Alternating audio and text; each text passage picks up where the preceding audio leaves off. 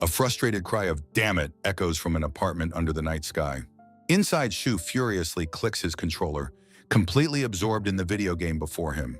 Morishita Shu is shocked, wondering why such a powerful monster appeared in this area. He was just one step away from finishing his material gathering quest before being defeated. He laments that the rare material he needed didn't even drop from the monster. Suddenly, a notification appears on the screen, reflected in the lenses of his glasses. An earth-shattering, window-rattling cry of pure joy erupts from his apartment building.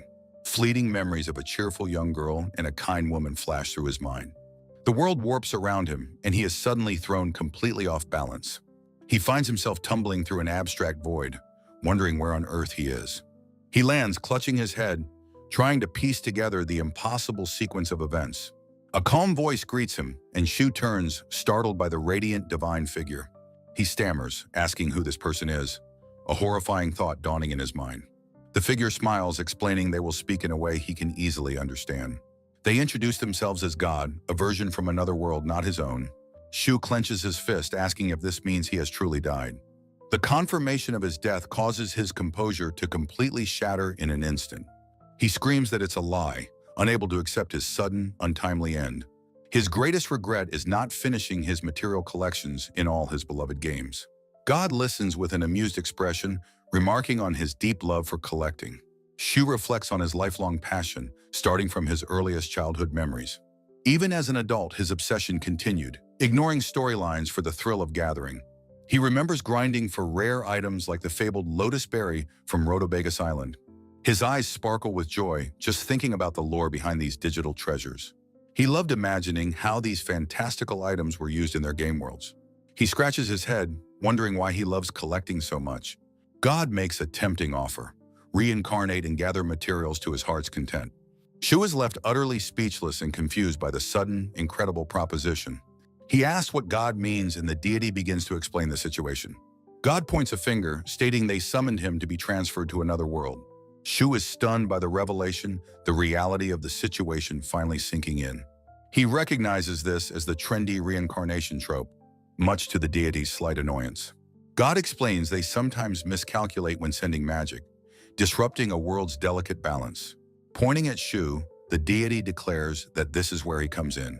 His body will be used as a medium to slowly channel magic into the world.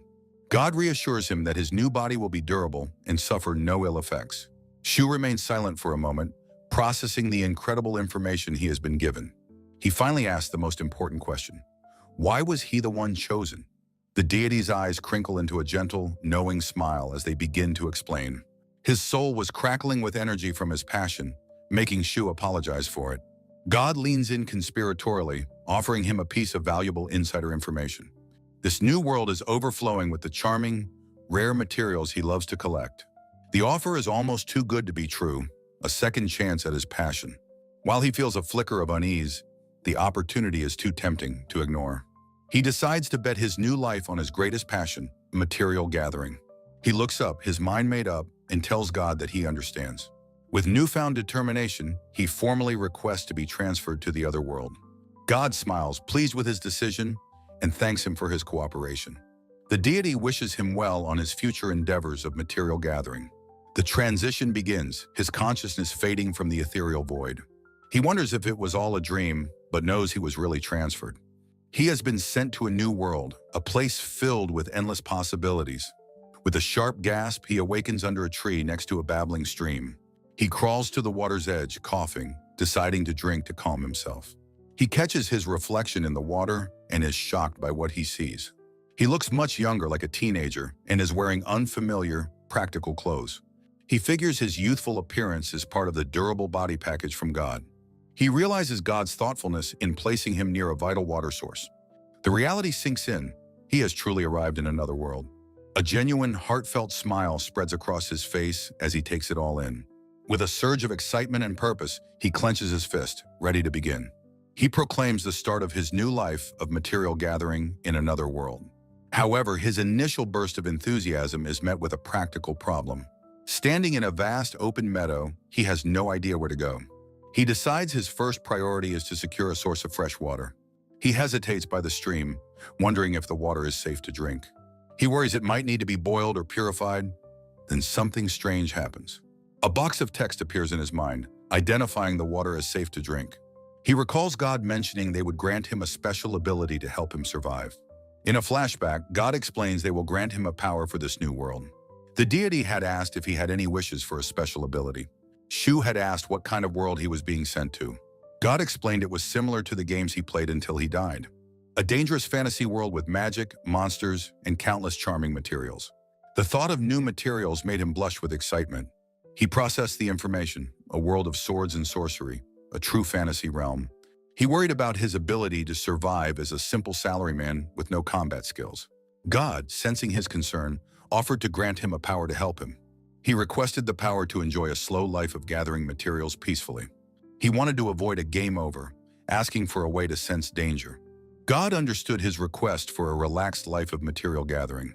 They agreed to give him enough power so that he wouldn't die immediately. God had called his wish humble but greedy and a bit luxurious. He realizes this must be the ability God granted him, his own unique skill. Trusting the divine information, he takes a deep drink from the river. The water is crisp, clean, and unbelievably delicious, a shock to his system.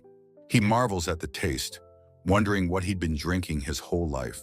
He decides he needs a way to carry this amazing water with him. He remembers his bag, hoping God packed a water skin or something similar inside. He reaches into the small leather pouch at his hip, feeling for its contents. He is shocked by the bag's depth, realizing it's filled with many items. He lays out the impossible haul: tools, food, money, a sword, and more. He grins, realizing the small pouch clearly holds more than its volume should allow. He decides to read the sealed letter from God to understand his new gear. The letter explains the magic bag has compressed space where time has stopped. He continues reading, wondering what other amazing abilities he has been given. He learns he has two skills: appraisal for information and survey for locating materials. He realizes it was his appraisal skill that told him the river water was safe. Excited, he decides to test out his unique survey skill immediately. He visualizes waves of magic spreading out, like ripples on the water's surface. Shu took a deep, centering breath, preparing to use his newfound power. He stood alone in the vast open field, ready to begin his survey. The wind whispered through the tall blades of grass around him. Below the surface of the stream, fish swam in the clear, cool water. A single, perfect drop of dew clung to the tip of a leaf. The world held its breath as the droplet fell, a moment of pure focus. His eyes snapped open as he unleashed his power with a single word: survey. He gasped in amazement at the sight before him, wondering what this was. A nearby mushroom glowed with a soft, ethereal light, a hidden treasure. A root peeking from the earth also shimmered with a mysterious energy. The entire landscape was now dotted with dozens of these shimmering lights. He was stunned, asking himself if all of these were really materials. A wide, greedy grin spread across his face, the joy of a true collector. He decided to investigate the nearest point of light and immediately ran towards it. He approached the location, seeing a strange, fluffy flower in the grass. He wondered if this pretty flower could possibly be useful for anything. He realized this was the perfect time to use his other skill: appraisal. A text box appeared in his mind, identifying the plant as an azami thistle. He was amazed that it was a medicinal herb and that he knew how to harvest it. The appraisal even showed him the exact spot on the root to pull from. A profound, happy smile lit up his face as he felt a deep connection. He was thrilled that he could finally gather materials with his own hands. He lovingly hugged the jar, declaring the azami thistle his first official find. As he admired his prize, a thought suddenly crossed his mind. He remembered God calling his wish for a slow, simple life, a bold one. He realized his two skills were a cheat-level convenience for gathering. He carefully sealed the jar, resolving to be humble and not take foolish risks. With his bag adjusted, he felt ready to move on to his next objective. He recalled the river should lead to Fairmill Village, his logical destination. He took a single step towards the village, then suddenly stopped in his tracks.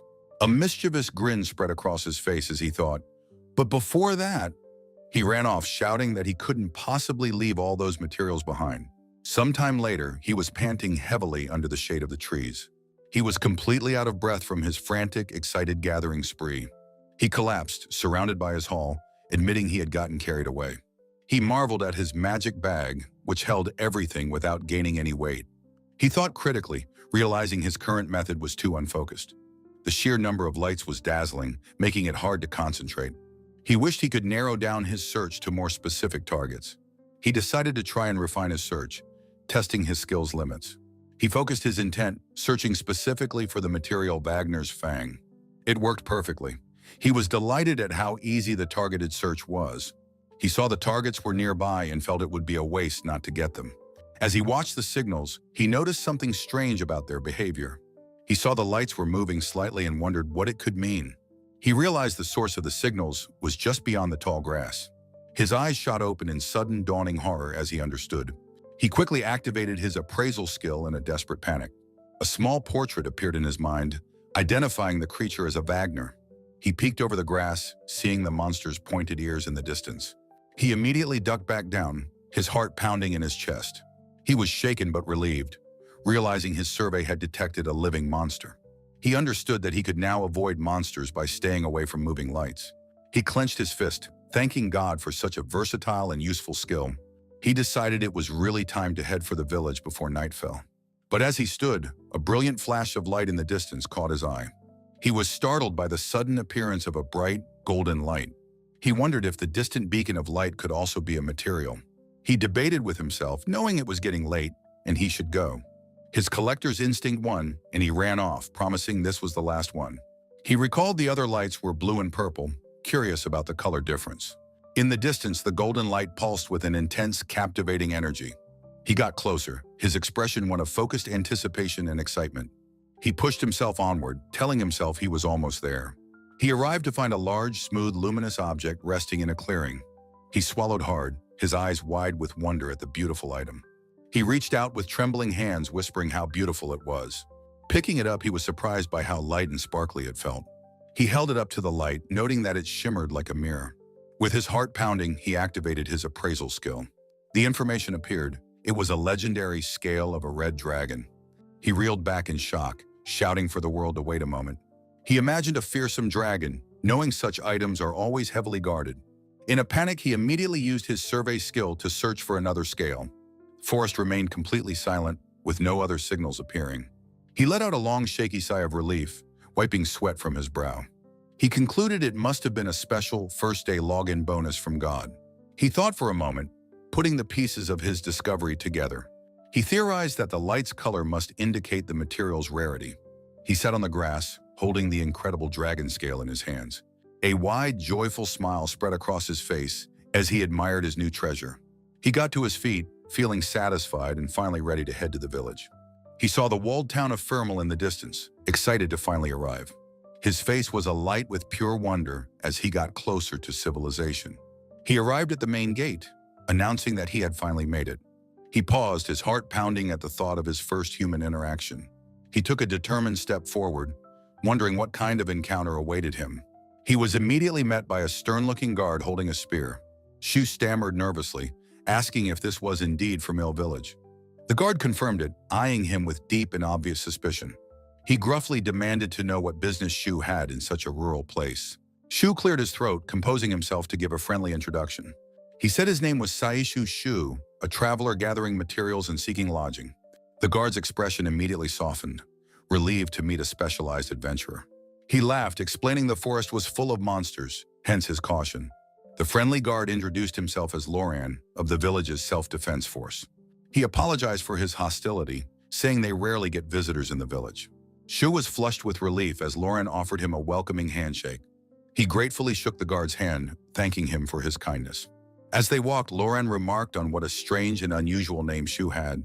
Loran looks at Shu with curiosity, asking about his family name. Shu panics internally, realizing only nobles have family names in this world. Loran raises an eyebrow, directly asking Shu if he is a nobleman. Shu laughs nervously, claiming his name simply means gathering, which amuses Loran. Loran waves it off, saying Shu must be tired after his journey.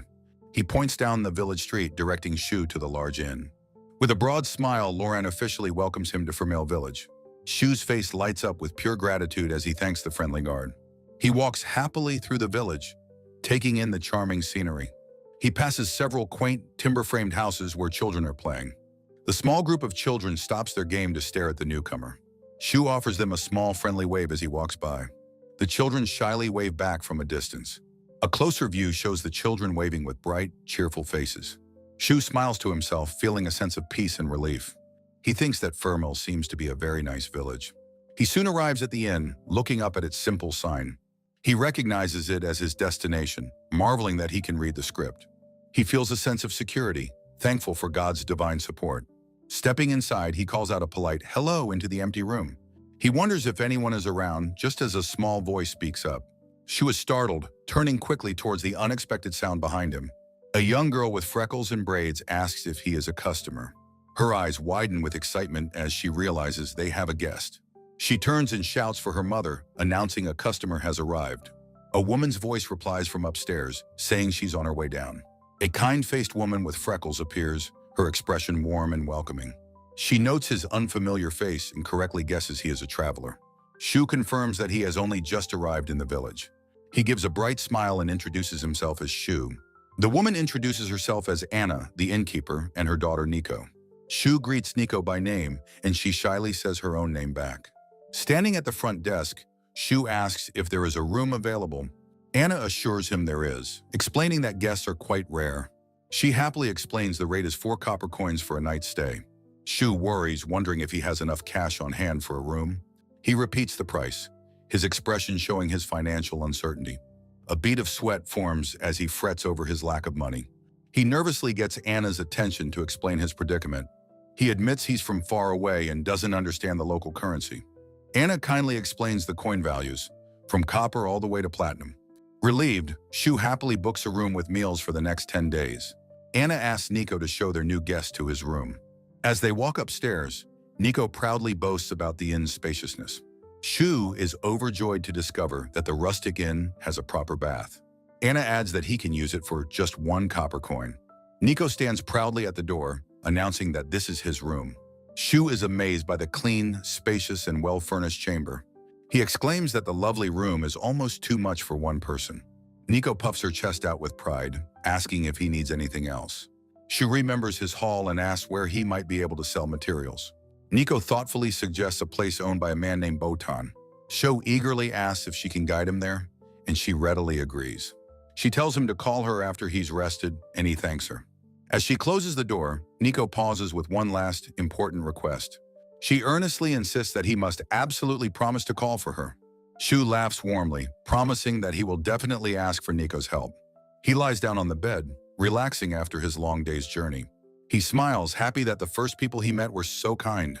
The camera pans over the peaceful rooftops of Firmal village. After resting, Shu sits on his bed and sorts through his gathered herbs. He decides to sell the materials that are used for making equipment first. His eyes land on the beautiful, sparkling dragon scale he found. He hugs it tightly, deciding to keep the precious treasure for himself. The scene transitions with a light, dotted background. Shu finds Nico in the hallway, diligently mopping the wooden floor. He approaches her, asking if she's busy and ready to guide him. Startled, Nico drops her mop and insists she's not busy at all. Anna overhears and reminds her daughter not to break her promise to a guest. With a smile, Anna tells Nico it's all right for her to go. Anna muses about whether Nico is just avoiding her chores. She then decides that helping a guest is also a fine way to help. Shu chuckles softly at the heartwarming family dynamic. Anna adds that she is also curious about what Shu has found. She expresses hope that he has something interesting for her husband. She tells him not to worry even if her husband isn't interested. The scene shifts, showing the exterior of a quaint village shop. Nico proudly points out Botan's general store, the go-to place for tools. Shu steps inside, announcing his arrival with a hello. His eyes widen, sparkling with wonder at the sight before him. The shop is packed from floor to ceiling with all manner of goods. Amazing, Shu breathes, completely captivated by the collection. He sees familiar items like bowls and other kitchen utensils. He also spots strange, glowing crystals whose purpose is a mystery. The entire shop is a cluttered treasure trove for a collector like him. He remembers that his starter kit from God lacked any cooking tools. His gaze falls upon a metal device that looks like a portable stove. He instinctively uses his powerful appraisal skill to learn more about it. He's delighted to discover it's a portable cassette-style stove. His stomach growls as he imagines grilling mushrooms, but the price is staggering. He realizes the 1 platinum coin price tag makes it a true luxury item. Just then, the shop door creaks open with a startling noise. A stout man in spectacles enters, apologizing for being out. Nico greets him as Botan, who asks if she is running an errand. She explains she is guiding a guest who wishes to sell materials. Botan recognizes Shu as the new traveler he had heard about. He kindly introduces himself as Botan, the owner of the general store. Shu introduces himself and asks if Botan would look at his materials. Botan eagerly agrees, happy to receive goods from an outsider. Shu places his bag on the counter, ready to begin the transaction. Botan, the shopkeeper, adjusts his glasses, looking intently at Shu's satchel with a thoughtful hum. His eyes widen in sudden, shocking recognition as he identifies the item as a magic bag. A flustered Shu asks how he could possibly know what it was just by looking. Botan confirms, explaining he has only seen one once before, during a trip to a large city. He describes the bag as a legendary artifact, a treasure of illusion, crafted by ancient masters. Awestruck, Botan asks Shu where on earth he managed to acquire such a precious item. Shu panics internally, knowing he can't possibly explain that it was a gift from God. He clutches his chest, feigning a sudden pang of grief as Botan asks what's wrong. With a sorrowful expression, Shu says the bag was a gift from someone no longer of this world. Botan is completely convinced by the tragic story, his expression turning serious and sympathetic. He remarks that for someone so young, Shu must have great resolve to carry such a burden. Apologizing for his tactless question, Botan suggests they finally begin the material appraisal. He inspects the common herbs and mushrooms, declaring them all to be quite useful. He offers 7 bronze and 1 silver for the herbs, and 3 silver coins for the Wagner fangs. Shu realizes that the color of the light from his survey skill must indicate an item's value. He then presents his next treasure, a perfectly preserved snakeskin coiled inside a box. Botan's eyes light up with a craftsman's delight, declaring the white snakeskin to be magnificent. Shu recalls the skin's unique orange glow and hopes for a price of around 8 silver coins. Standing with Nico, Botan prepares to make an offer that will astound them both. In the quiet shop, Botan calmly proposes a price of 4 gold coins for the skin. Shu and Nico's eyes pop out of their heads in a moment of synchronized, cartoonish shock. Shu shouts in disbelief at the high price, while Botan misinterprets his reaction as disappointment. Botan explains that white snake skins are incredibly rare and valuable in their part of the world. Thinking his offer was too low, he frantically raises it to 5, then 6 gold coins. Nico exclaims that she's found snakeskins before, but they were never worth that much. Botan clears his throat, preparing to lecture them on the true value of the material. He explains that the pristine, pure white skin is extremely popular among the nobility. Possessing a bag made from the skin, he emphasizes, is a significant status symbol. He adds that in the capital city, it would sell for an even higher price. Beaming, Shu insists that the original offer was more than enough and happily accepts. A relieved Botan clasps his hands together, gratefully thanking Shu for the transaction. He then appraises the valuable moonflower, offering a respectable 3 silver coins for it. Botan explains that the flower absorbs moonlight, making it a key ingredient in recovery potions. He compliments Shu's skill, calling him a master appraiser for finding such quality items. Shu reflects that he was merely bluffing, but he's finally getting a feel for market prices. Botan mentions once more that in the capital, these items would fetch an even greater price. With a confident smile, Shu decides that he can trust Botan to be an honest merchant. Botan presents a small, heavy pouch of coins on a tray, finalizing their business. Shu happily accepts the payment, calculating his new total at 10 gold and 2 silver coins.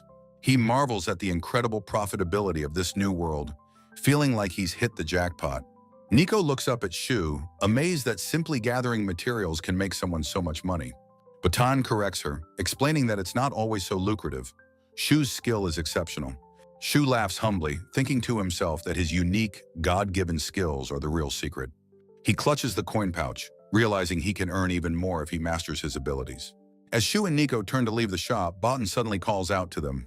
Sitting at his desk, Botan explains that he has a favor to ask, one that requires Shu's skills. Shu turns back, surprised by the request, and asks what the shopkeeper needs.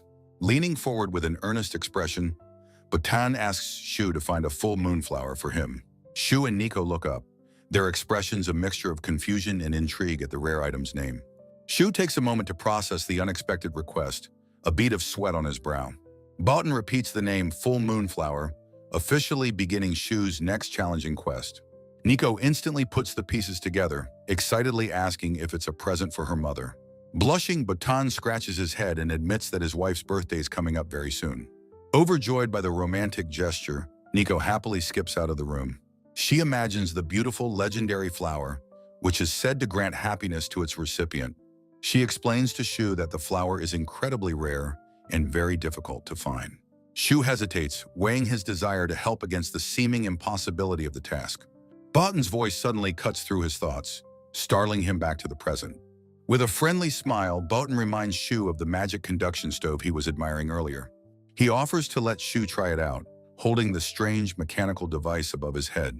Demonstrating, Botton explains that you simply place magic stones into the glass chamber at the base. Shu holds one of the beautiful, pebble-like stones, wondering if his appraisal skill will work on it. The skill activates successfully, causing the stones in the box to glitter with a magical light. An information panel explains that magic stones are the crystallized mana found inside monsters. Shu has a revelation. He can use his survey skill on these stones to detect all nearby monsters. Botton snaps him out of his thoughts, apologizing for having gotten him sidetracked. He continues the demonstration, explaining that you just close the lid and turn the knob. With a soft click, a clean and steady flame instantly springs to life from the stove's burner. Shu and Nico stare in wide-eyed amazement at how easily the magical fire was created. Nico remarks how much easier cooking would be if they had such a convenient device at home. Botton leans in, his glasses glinting as he prepares to make his final, irresistible sales pitch. He paints a vivid picture of Shu using the stove to cook fresh mushrooms and fish in the wild. He makes an incredible offer. Find the flower, and he'll sell the stove for a massive discount. Shu's eyes gleam with determination as he accepts the quest, vowing to ensure marital bliss. Botton explains that his wife's birthday is in just 4 days, apologizing for the short notice. Shu bows his head, the immense pressure of the tight deadline suddenly weighing on him. Nico offers a word of encouragement, certain that his skill will lead him to the flower. Shu sighs, admitting that with so few leads, finding it will be incredibly difficult. Nico suggests her father might have seen it, as he used to play in the forest as a child. Instantly re-energized, Shu asks her to introduce him to her father right away. Arriving back at the inn, Nico cheerfully announces that she is home. A handsome man with reddish-blonde hair turns and greets his daughter with a warm smile. Shu recognizes the man instantly, his jaw dropping as he exclaims, "Lauren!"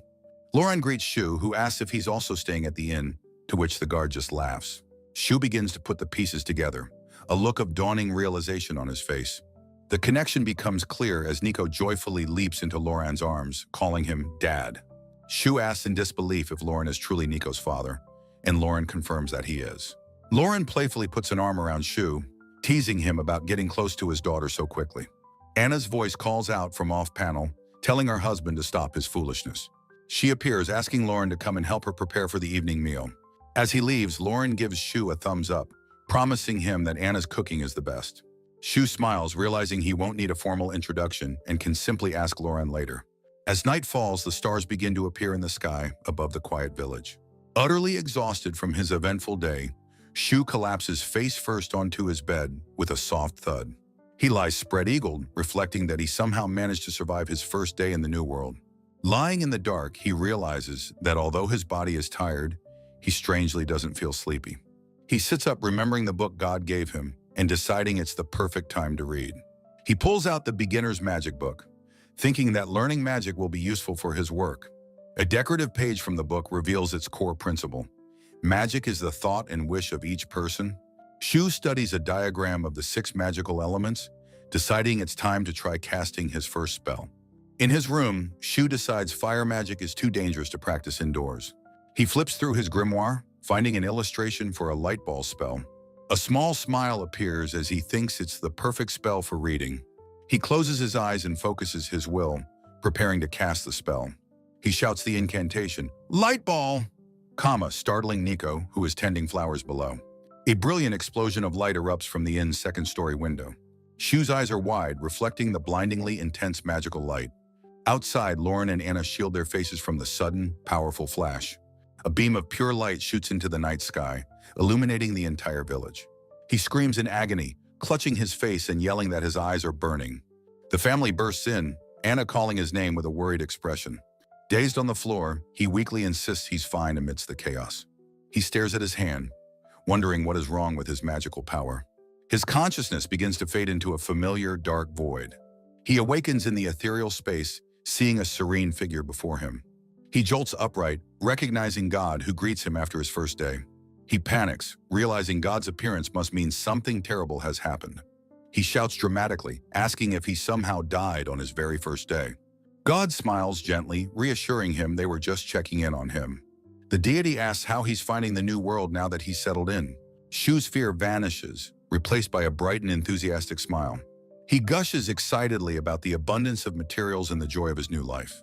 God listens with a fond expression, pleased he's enjoying the world so much. He sits cross-legged in the void, feeling he's getting used to these meetings. God asks if he's encountered any problems, and Shu recalls the magical mishap. He explains that he tried a simple spell, but it felt overwhelmingly powerful. He asks if God accidentally gave him some kind of cheat-level strategy guide. God explains a spell's power is proportional to the user's mana reserves. A tiny chibi version of God asks if he would have preferred less power. God chuckles, amused that he is only now questioning his immense strength. Shu looks confused, recalling God promised him a peaceful life of gathering. God admits they thought he'd be greedy, and that his humility is reassuring. He clarifies his idea of a slow life is simply gathering herbs and stones. God is surprised, remembering Shu fought powerful dragons for materials and games. The deity explains that as a medium, he was always destined for immense power. A tiny chibi god complains that Shu didn't complain about being too strong. God reassures him that with practice, he will learn to control his magic. Shu clenches his fist, filled with a new determination to master his abilities. God notes that their time is up and wishes him well on his journey. His eyes shining with gratitude, Shu thanks the deity for their help. He snaps back to reality, collapsing onto his bed in the inn room. A new day begins in the quiet village of Fermil. Shu descends the stairs, cheerfully greeting Anna for the morning. Anna asks if he was all right last night, explaining that she was worried. He apologizes, saying he was so exhausted that he fell asleep instantly. She asks about the flash, and he fibs about finding a strange, glowing material. His stomach rumbles loudly, perfectly interrupting the awkward conversation. Anna laughs warmly, saying he must be hungry, and invites him to eat. Shu's eyes sparkle with delight at the promise of a warm breakfast. He marvels at the feast, asking if it is really okay to have so much. He reflects that it has been years since he had a proper hot breakfast. He clasps his hands in gratitude and prepares to dig in. He eagerly takes a large bite of the thick, savory meat. The delicious flavor spreads through him as he eats with gusto. He praises the soup, noting its vibrant colors and invigorating spices. He asks Anna about the ingredients, and she wonders if he dislikes something. His eyes sparkle as he eagerly asks if he can have a second helping. Anna laughs heartily, agreeing to give him more as a special service. He pats his full stomach, sighing in pure bliss and thanking her for the meal. Lauren returns from patrol, announcing he is home. Anna welcomes him back. Shu greets Lauren, who is surprised to see him up and about. Lauren grabs him, frantically asking if he's okay after the room flashed with light. Shu remembers his plan and says there is something he needs to ask Lauren. They sit at a table as Shu explains Botan's request for a full moonflower. Lauren understands immediately, a knowing and slightly mischievous smile on his face. He admits he's seen something like it before, but cannot recall where. Shu watches intently, thinking he could give Anna a flower if he finds a patch. Lauren says the only thing he remembers is a peculiar glowing sight in the forest. Shu asks if he means a place that was sparkling in the sunlight. He seeks clarification, sunlight shining deep within the forest. Lauren describes a clearing where a single flower shone brightly on a sunny day. Shu pieces the clues together, realizing the flower must grow in a sunny spot. He recalls Nico mentioning the flower bathes in moonlight, confirming his theory. He thanks Lauren profusely, who is surprised he figured it out so quickly. Shu bows, admitting that he has no proof for his theory yet. With a bright smile, he declares he will go search for it immediately. Lauren cheers him on, wishing him the best of luck on his important quest. Shu sets off, confident he can find the forest Lauren described. He knows the information is vague, but it is his only lead. He pauses for a moment, taking in the world around him. The wind rustles his hair, carrying the scent of fresh grass. He closes his eyes, savoring the peacefulness of the new world. He snaps out of it, realizing he cannot get sentimental before entering the woods. He pulls out his grimoire, deciding he must be prepared for anything. He reflects that no advanced VR game could ever replicate this immersive experience. He flips through the book, deciding to learn fire magic for camping. He finds the correct page, which shows an illustration of a small flame. He reminds himself to relax and not use too much force this time. He yells, "Fire!" and is blown back by a massive explosive gout of flame. He panics, yelling that it's hot and could start a dangerous forest fire. He frantically searches for a counterspell, quickly finding one for water. He shouts, "Water!" unleashing a powerful and uncontrolled torrent from his hands. The immense force of the spell sends him flying backward through the air.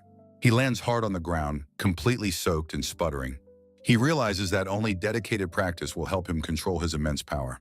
His dripping coat hangs on a branch as he muses that fluid magic is hard to control. He looks for a more manageable spell he can use at close range. He finds a spell called Freeze and thinks it might be perfect for his needs. He realizes he can use it to non-lethally subdue monsters he encounters. With renewed determination, he prepares to try again, this time with more control. With a determined cry, Shu unleashes the power of his Freeze spell. An explosion of ice erupts from his hands, freezing the meadow solid. He sweats, realizing the effect was far stronger than he had imagined. Still, he thinks it's the perfect spell for practicing his magic control. He decides to practice while searching for the full moonflower. Following Lauren's directions, he arrives at the entrance to the southern forest. He peers into the woods, noting how dim it is even during the day. The path ahead is shrouded in an intimidating, perpetual twilight. He stops, a sudden brilliant idea striking him. Holding a magic stone, he wonders if his survey skill will work on it. He closes his eyes in concentration, offering a silent prayer for success. Survey, he commands, unleashing the full power of his unique skill. His face lights up with pure joy. He can pinpoint every monster's location. He thanks God for creating such an incredibly convenient ability. With this newfound confidence, he feels he can safely enter the forest. He declares that his hunt for the full moonflower has officially begun. He immediately stops himself, trying to resist the lure of other materials. But he collapses in defeat. The temptations are simply too overwhelming. He knows he can't possibly ignore all the valuable items around him. He spots a red cap and a purple cap, mushrooms he's never seen before. He finds a peculiar curled plant he calls mei grass. He is delighted by the satisfying snap it makes when harvested. He marvels at the real, tactile sensation of gathering with his own hands. The fatigue and hunger are real experiences, not just gauges on a screen. His thoughts are interrupted by a loud, rumbling growl from his stomach. Looking up, he sees the sun is high in the sky, signaling that it's noon. He panics, realizing he's gotten sidetracked and achieved nothing for his quest. He sighs, deciding it's time to take a break and eat. On the third morning, a guard at the village gate is woken by a knock. The guard rubs his eyes, wondering who could be calling at this hour. Shu greets him with a bright smile and a cheerful, "Good morning." The guard asks if he's heading back to the southern forest again. Shu confirms, explaining that today is the deadline. He has to find it. Another guard remarks on his dedication, and Shu agrees they both work hard. The first guard offers him a pot of coffee, a gift from Anna. With a wave, Shu calls out that he's off and heads toward the forest. The guard watches him go, commenting on what a diligent person he is. His companion sips the coffee and agrees. They are startled to see Botan standing below, having overheard them. Botan looks toward the forest, murmuring the name of the full moonflower. He recalls his own failed attempts, intimidated by the monsters within. He feels a quiet confidence that Shu will be the one to succeed. As night falls, Shu recalls that the full moonflower glows in the dark. He reasons that it should be much easier to spot now. He knows monsters are more active at night, but feels he has no choice. With the birthday looming, he casts Survey, determined to find the flower. His face is tense with concentration under the immense pressure of the deadline. He is relieved to see his skill can detect monster-like glows in the dark. He decides to proceed cautiously, repeatedly casting his survey skill. He spends hours gathering various materials while keeping an eye out for his target. He looks up at the sky, realizing how much time has passed. He narrowly avoids a nocturnal predator, diving out of its path. The vast, dark forest seems to stretch on forever. He pants with exhaustion, despairing that he still hasn't found the flower. Looking at the setting moon, he fears dawn will come too soon. Suddenly, his eyes widen in shock as he spots something. He breaks into a run, realizing a beam of moonlight is shining nearby. He bursts into a clearing and freezes, confronted by a massive, shadowy bear. His heart hammers in his chest with a jolt of pure terror. The bear lets out a low, guttural growl, its eyes glowing ominously. His hand instinctively moves to the hilt of the sword at his belt. He stumbles back, his mind screaming that he's done for. His first instinct is to turn and flee from the terrifying beast, but he stops himself, realizing that would be a fatal mistake. The bear watches him, seeming to wait for his next move. He forces himself to remain calm and activate his appraisal skill. The skill identifies the monster as a blue grizzly, danger rank B. He's terrified, realizing that running would have triggered its attack instinct. He panics at the B-rank threat, though his collector's mind notes its value. The bear snarls, its patience wearing thin. With a deafening roar, the massive beast charges forward to attack. Shu throws his hands up, unleashing a desperate full-power freeze spell. The charging bear is instantly encased in a tomb of jagged, glittering ice. He pants, staring at the frozen result of his overwhelming magic. He floats down gently as the dust settles around the massive ice statue. He looks at the bear's snarling face, frozen forever in a moment of fury. He lands with a triumphant smile, overjoyed that his magic practice paid off. He cautiously taps the thick ice, amazed he froze such a huge creature. Looking up at the frozen beast, he thinks it's even scarier up close. A sudden thought strikes him, and he remembers his true purpose. There, in the single beam of moonlight, the beautiful full moon flower glows. He stands before it, captivated by its ethereal beauty. He reaches out a trembling hand, whispering that this must be it. His appraisal confirms its identity, noting its light is preserved by the root. Holding the flower, he beams with joy, exclaiming he's finally found it. He carefully places the glowing flower into a tall glass jar. He admires his prize, happy to have finally completed his quest. He seals the jar, wanting to preserve its beautiful light in his magic bag. He looks over his shoulder, wondering what to do now. His gaze falls upon the massive, frozen carcass of the blue grizzly. He ponders the dilemma, admitting he has no idea how to butcher a bear. A crazy idea forms. He wonders if the whole thing might fit in his bag. He shoves the massive, ice-encased bear towards the bag's opening. To his shock, the entire thing vanishes inside with a soft pop. He sits on the ground, dumbfounded, exclaiming that it actually went in. He reasons that the bag's rule against living things doesn't apply if it's dead.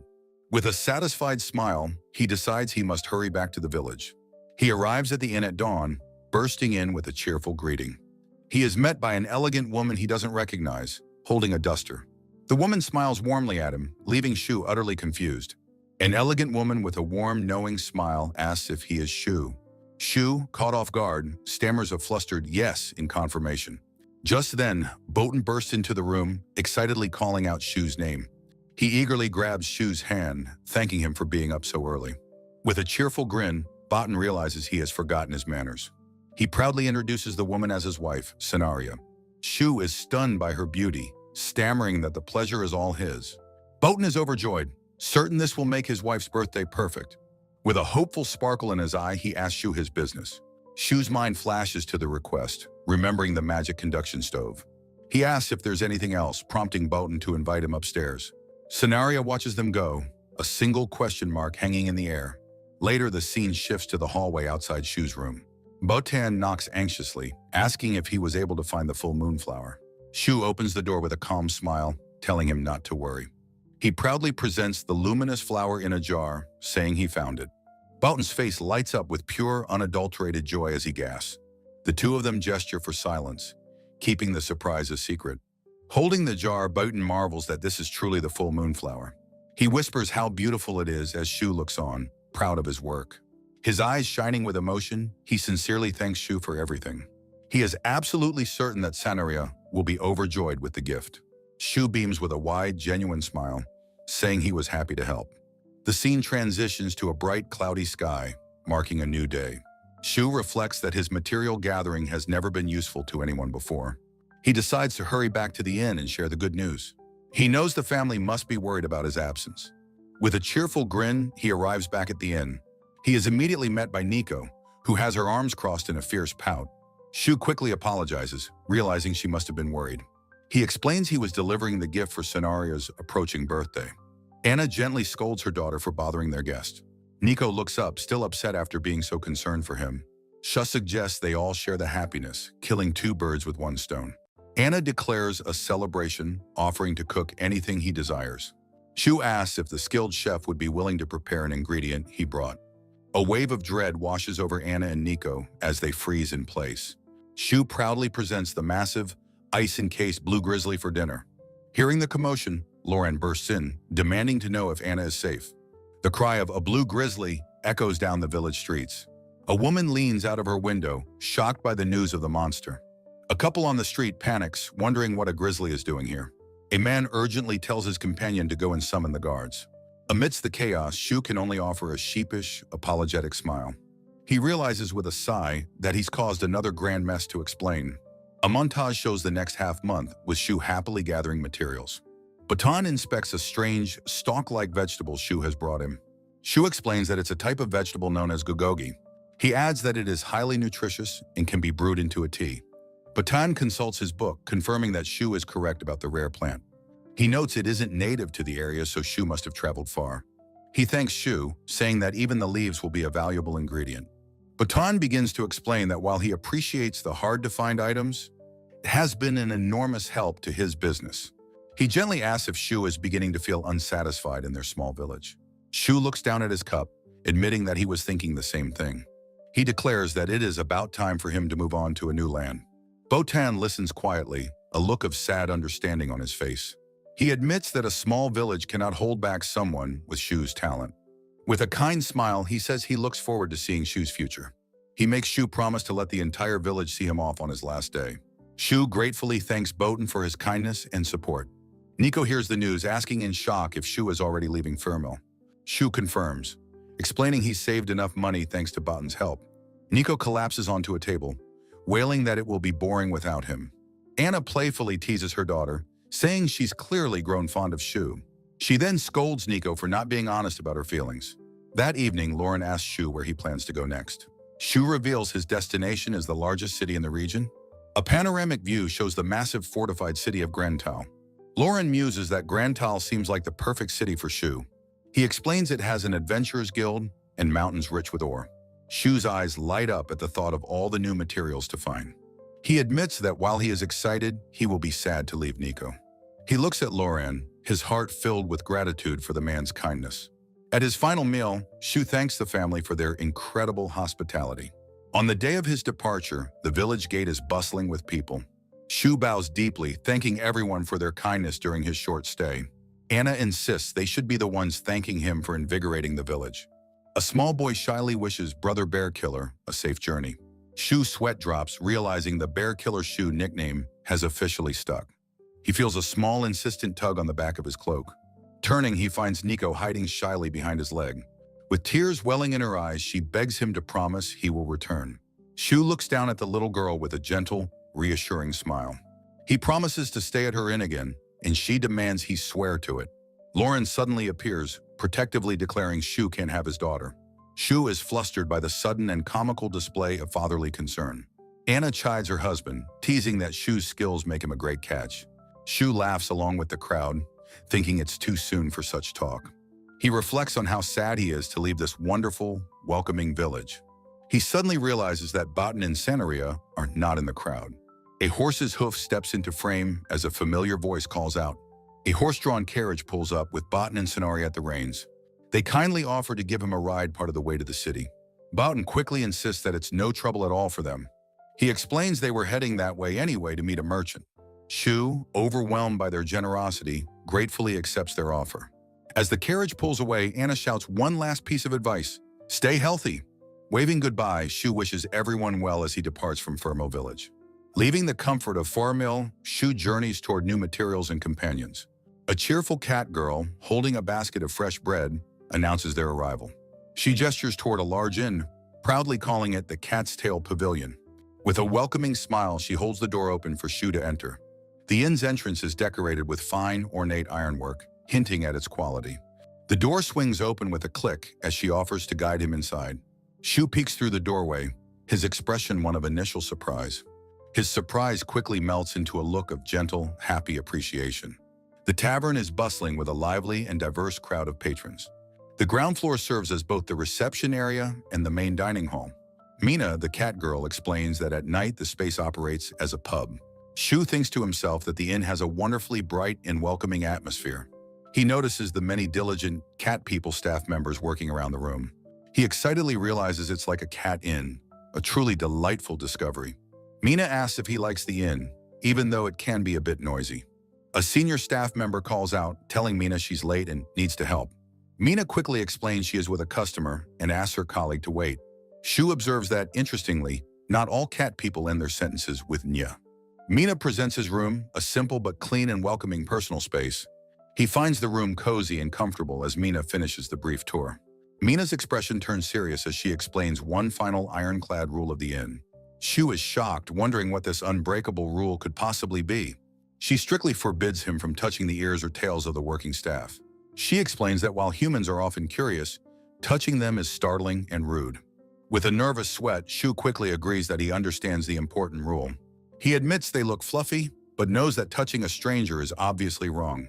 He bows deeply, apologizing for having thought of it like a cat cafe.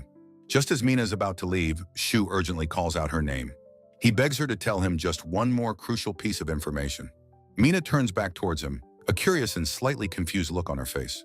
The answer to his desperate question lies within this grand bathhouse building. Shu soaks in a large steaming bath, feeling completely and utterly revived. He reflects that nothing can replace the pure bliss of a proper hot bath.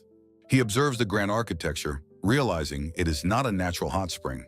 A small dragon-like creature acts as a magical heater, which he finds convenient. He panics briefly, imagining the disaster his own powerful magic would cause. As he relaxes, he notices a pleasant, herbal aroma filling the air. A man with long silver hair is carefully adding herbs to the water. Shu cheerfully paddles over and asks the man what he's doing. The man explains the innkeeper asked him to prepare a special medicinal bath. It is a special blend meant to heal the fatigue and wounds of adventurers.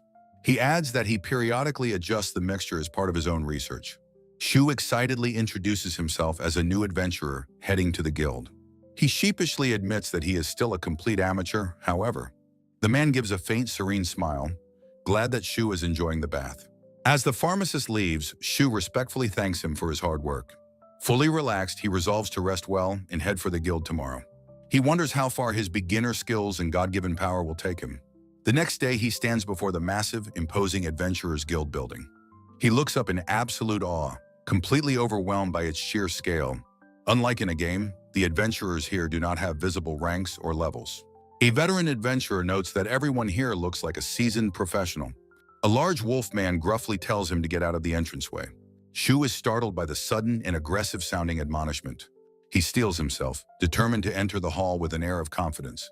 He steps inside, his jaw dropping at the incredible scene before him. The guild hall is a chaotic and bustling hive of activity and commerce. Peeking from behind the crowd, he is amazed by the number of people inside. It seems there are a great many people who aspire to become adventurers. The appeal, it seems, is the freedom and flexible working hours the job offers. He groans in dismay, seeing the incredibly long line for the reception desk. Deciding to wait, he chooses to look around the great hall first. He spots a large crowd gathered around a massive bulletin board on the wall. He squeezes through the crowd, lamenting the disadvantages of his shorter stature. He finally gets a clear view of the board, his eyes widening in recognition. It is the quest board, covered in dozens of different request forms. He is impressed by the sheer volume of quests, a sign of the guild's reputation. He thoughtfully scans the board, wondering which quest he should take first. He first notices several monster subjugation quests of varying difficulty levels. He muses that there are many monster quests posted on the board. He recalls encountering the tough horned rabbits during his previous travels. But as a material specialist, he knows that combat quests do not concern him. His eyes then drift over to another, more interesting section of the quest board. He has found it, a section dedicated entirely to material gathering requests. His face erupts in pure joy at all the new, exotic materials listed. He thoughtfully considers the difficulty ranks of the various gathering quests. He notices that many of the gathering quests seem old and unpopular. He confidently declares to himself that he will be the one to clear the board. Reaching the desk, he immediately asks to accept 2 challenging quests. He greets the receptionist, a rabbit woman named Lapis with a wide, friendly smile. He excitedly explains his deep and abiding passion for material gathering. Lapis, overwhelmed by his energy, frantically asks him to please wait a moment. She takes a moment to catch her breath after his verbal onslaught. She calmly asks if this is his first time registering, and he confirms it is. Composing herself, she prepares to explain the guild's official system to him. She explains the ranking system, from F to S, used for all adventurers. As a newcomer, she informs him that he must begin his career at F rank. She explains that quests are ranked, and he can only take certain ones. This means the C and D rank quests he wanted are currently out of reach. She warns him to choose his quest carefully, as failure incurs a penalty. Shu apologizes sheepishly for his overeager misunderstanding of the rules. Now that he understands, Lapis begins the official registration procedure. She retrieves a special item from a drawer in her desk at the counter. She presents a guild plate and asks him to imbue it with his magic. Shu takes the plate, his expression focused as he prepares for the task. He asks about the plate, and she explains it is used to track quest status. By recognizing his unique magic, the plate will track his entire career. He realizes it works much like the fingerprint authentication in his old world. With great care, he begins to channel his magical energy into the plate. An instant later, a tiny crack appears on the corner of the glass plate. With a sharp crack, the magical guild plate shatters into pieces in Shu's hand. Shu stares in profile, a bead of sweat rolling down his face in stunned silence. The receptionist Lapis is equally shocked, her hands flying to her mouth in disbelief. Shu stammers, asking what happened, as Lapis profusely apologizes for the broken plate. She worries aloud, wondering if he'll have to pay for the expensive magic stone plate. Shu quickly covers for himself, suggesting the plate might have just been old and worn. Internally, he chides himself for his mistake, vowing to better control his magic. Lapis returns with a new plate, asking him to please try the registration again. A memory of God's advice echoes in his mind. With practice, controlling his power is possible. Shu focuses intently on the new plate, determined to succeed this second time. He visualizes his immense power as a tiny, delicate thread entering the glass. A soft, steady light emanates from the plate as it successfully registers his magic. Lapis is overjoyed, clapping her hands together and exclaiming that it's okay this time. Relieved, Shu learns from Lapis that his registration with the Adventurers Guild is complete. Lapis then asks if he is finished for the day or if he has other plans. His eyes wide with excitement, Shu immediately asks if he can accept a quest now. A close-up shows his mouth set in a determined, eager smile. He enthusiastically asks her to set him up, his sheer energy surprising the receptionist. Lapis thinks to herself that she's never seen anyone so excited to get to work. She smiles, realizing that this newcomer truly has a deep passion for gathering materials. Understood, she says professionally, then asks which quest he would like to take. Shu cheerfully points to two, the Azami Thistle and the Luminous Moss, startling Lapis. She quickly stops him, pointing out that the Luminous Moss quest is difficulty E, above his F rank. Confused, Shu asks for clarification, as he thought he could take quests one rank higher. Lapis explains that rule is only for proven adventurers, not for a brand new registrant. Shu thinks back to the broken plate, deciding not to cause any more trouble for her. He nods seriously, agreeing that it's best to be cautious and start with a suitable quest. Relieved by his understanding, Lapis beams and offers to recommend some perfect beginner quests. She suggests gathering alkinko, crescenza honey, or mint leaves as excellent starting points. Shu strokes his chin thoughtfully, saying he understands her recommendations. Then with a brilliant smile, he holds up 3 fingers and declares he'll do all 3. All of them! Lapis shrieks, her professional composure completely shattered by his audacity. As other adventurers look on, she warns him about failure penalties and strict deadlines. Shu gives her a confident thumbs up, insisting it's fine because he loves gathering so much. Lapis sighs in resignation, muttering that she gives up before preparing the 3 quest forms. With a stamp, she officially processes and accepts all 3 of Mr. Shu's requests. Shu takes the forms, noting the 2-day deadline and promising he'll get them all done. He thinks over his targets, starting with the alkinko and the crescenza.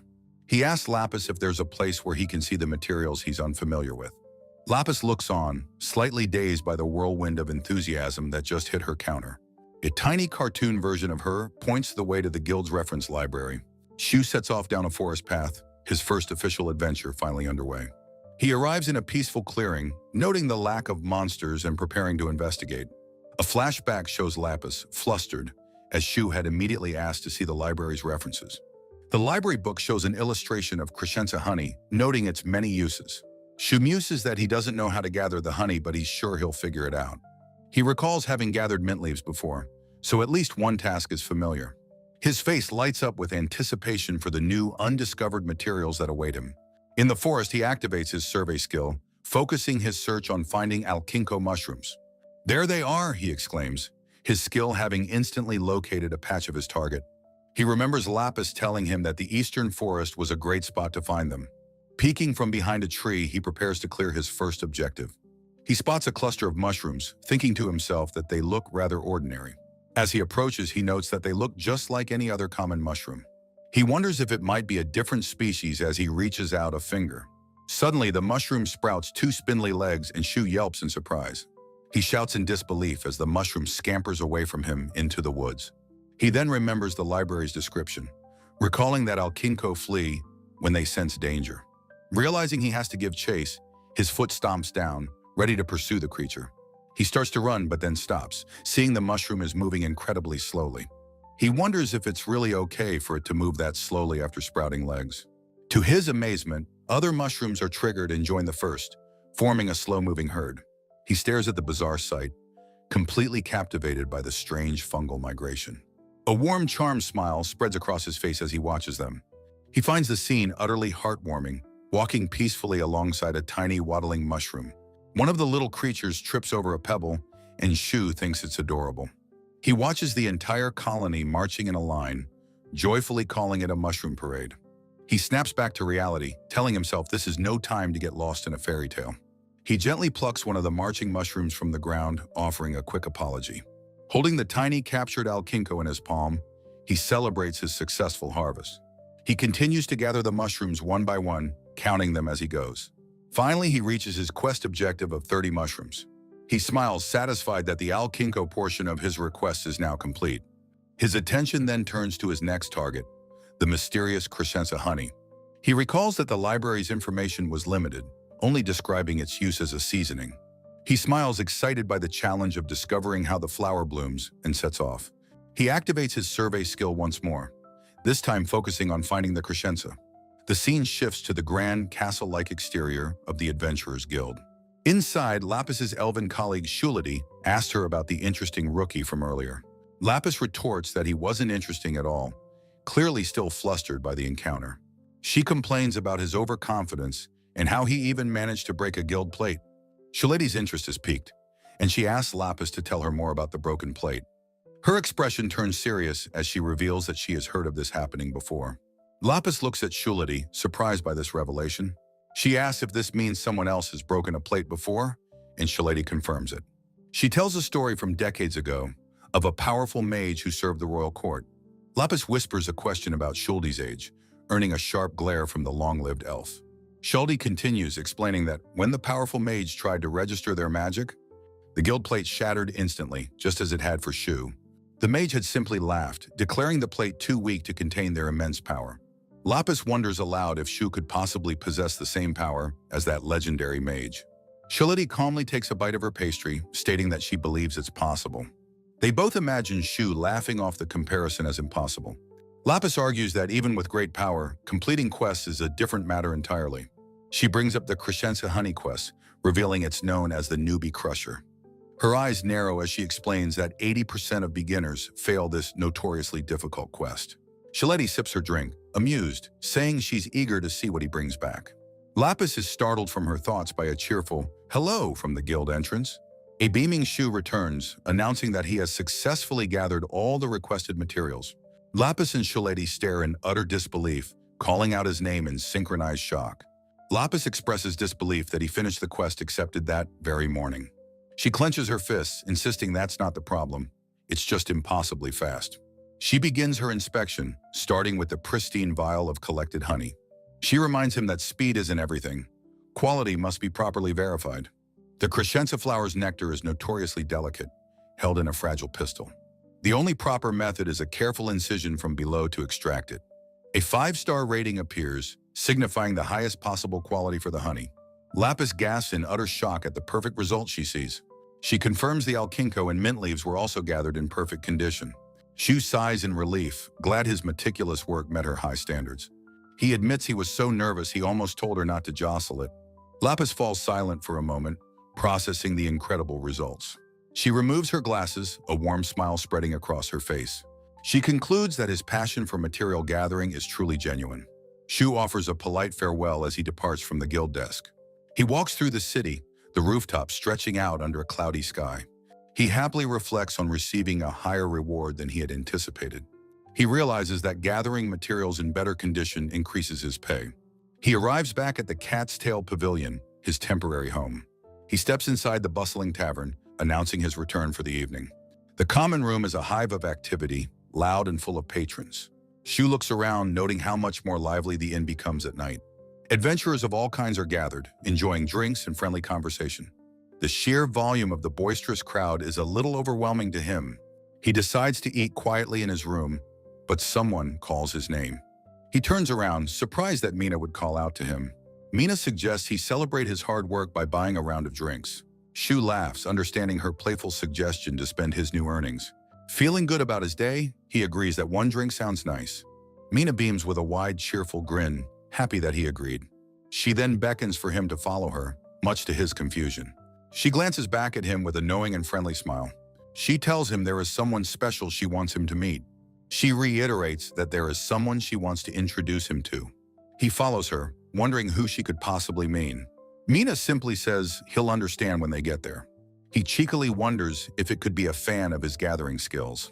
His fantasy is abruptly shattered by the reality of the situation. Mina cheerfully announces that she has brought their guest. The large bear man turns, greeting him warmly as a new customer. Shu's mind screams in panic that it's a bear. Mina proudly introduces the formidable chef, Bandel, by name. Bandel extends a massive hand, offering a friendly welcome.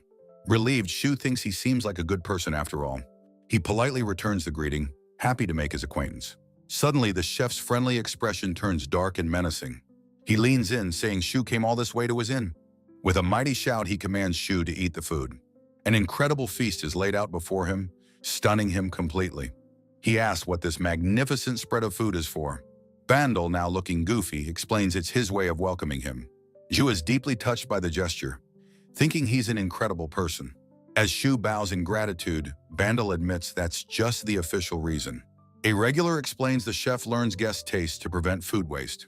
Shu is amazed by his dedication to his craft. Bandel proudly states that while he customizes menus, everything is delicious. Shu marvels at the luxurious food, so different from the village. The chef encourages him to try the city's rare and unusual ingredients. With hands clasped in gratitude, Shu eagerly prepares to eat. The first dish is a monstrous-looking fish called an egg. The chef notes that while its appearance is intimidating, its taste is exquisite. The chef reiterates that the fish's intimidating look belies its amazing flavor. Shu stares down at the intimidating dish, a bit hesitant to try it. Deciding it would be rude not to eat, he takes a hesitant bite. His eyes widen in surprise as he exclaims how delicious it is. He marvels that its appearance gives no hint of its fluffy texture. He praises the perfect spices in cooking, much to the chef's delight. Bandel enthusiastically presents the very next course for him to try. A massive, perfectly cooked steak is placed before him. Shu immediately thinks that this one looks obviously delicious. He asks if it's all right to have such a large steak. Bandel encourages him to eat up since it's his first time. He clasps his hands once more, preparing to enjoy the steak. He takes a huge, satisfying bite of the meat as Bandel cheers. He chews thoughtfully, contemplating the unique flavor of the meat. He notes the wild flavor, which pairs well with the berry sauce. He then asks the chef what kind of meat it is. Bandel smiles, about to reveal the meat's surprising origin. He casually reveals that it is, in fact, the meat of an orc. Shu's face freezes in a state of utter shock. He stammers, asking if he means the monster orc, which Bandel confirms. He explains that monster cuisine has become quite trendy recently. Bandel explains that with proper cooking, you can eat delicious monster meat. Shu reflects that the addictive flavor is similar to wild game. He praises the chef's skill for making it so delicious. Bandel laughs, pleased, and tells him to eat more. Stuffed and happy, Shu thanks him for the incredible meal. He offers to repay the chef for his kindness sometime in the future. Bandel's expression shifts, and he says that Shu has now said it. He demands repayment immediately, not later, shocking Shu once again. His demeanor changes again as he begs Shu with clasped hands. He asks if Shu will sell him any rare materials he finds. Shu is taken aback, confused by the sudden request for materials. The chef explains he wants to cook, but rare ingredients are too expensive. He recalls another adventurer offering him some rare herbs they found. The adventurers happily agree to show him their finds later. Shu realizes this is how the chef sources his rare ingredients. Bandel explains that he cooks a dish for them using the materials. He asks Shu if it doesn't sound like a bad deal. Shu enthusiastically accepts the offer, sealing the deal with a handshake. Shu holds the document, wondering aloud who specifically requested him for a job.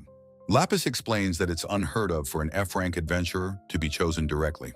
She winks, adding that it's a huge boost for his rank assessment. The opportunity felt like a golden ticket to a new level of his career. His eyes sparkle as he realizes this is an offer he simply cannot refuse. Lapis's voice encourages him to at least go and hear what the client has to say. He arrives at a white picket fence, wondering if this is the right address. He rereads the name on the request form, a certain Mr. Klaus. Walking through the woods, he feels a bit uneasy about the vague instructions. Suddenly, the path opens up and he looks ahead in surprise. A beautiful, picturesque house stands before him, nestled in a lush garden. A charming, hand-painted sign hangs from a nearby tree, catching his eye. He is completely captivated, thinking the scene is like something from a storybook. The sign reads Medikisi, and he realizes the client must be a pharmacist. He notices a wonderful fragrance and spots various medicinal herbs growing in the garden. A small plaque identifies a patch of chamomile, confirming his suspicions. He clenches his fist, silently vowing to return for the chamomile someday. His attention is drawn to a large greenhouse attached to the main building. Peeking inside, he sees rows upon rows of carefully cultivated medicinal herbs. Overcome with excitement, he wishes he could appraise and gather them all. A calm voice asks what he is doing, startling him from his reverie. Flustered, Shu quickly apologizes and asks if the man is Mr. Klaus. The man eyes him suspiciously, questioning Shu's "nice to meet you" greeting. He asks if Shu doesn't remember him, prompting a deep apologetic bow. Shu admits the man seems familiar, but he can't quite place the face. The man stares at him with an unreadable, slightly annoyed expression. With a sigh, he pushes his glasses up the bridge of his nose. The gesture jogs Shu's memory, and he exclaims that it's the pharmacist from the bathhouse. The pharmacist Klaus turns away, muttering about Shu's rudeness for forgetting him. Shu gushes, praising the medicinal bath and expressing his honor at the request. Klaus can't help but crack a small, pleased smile at the earnest compliment. He quickly clears his throat, regaining his professional composure. He invites Shu inside to discuss the request, and Shu eagerly agrees. As they enter, Klaus warns that his workshop is a bit of a mess. Inside, bundles of herbs hang from the ceiling. Klaus tells him not to touch anything. Shu takes in the complex, fragrant aroma that fills the entire room. He finds the scent to be strangely comforting and very familiar.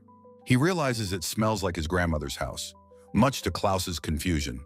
Klaus tells him to wait in the study for a moment while he prepares. Shu finds himself in an elegant room filled with books and specimen cabinets. His eyes sparkle with a collector's delight as he takes in the surroundings. He sees shelves filled with rare materials he's never seen, wanting to appraise them all. He restrains himself, deciding not to spoil the fun of finding them himself. Klaus returns, asking if Shu's intense focus means he's interested in pharmacology. Shu enthusiastically denies it, claiming he just gets excited looking at materials. Klaus remarks on how strange he is, having heard rumors of such an adventurer. He offers Shu a cup of tea to begin their discussion. Shu is delighted by the kind gesture. Klaus explains that it is his own special blend, designed to relieve fatigue.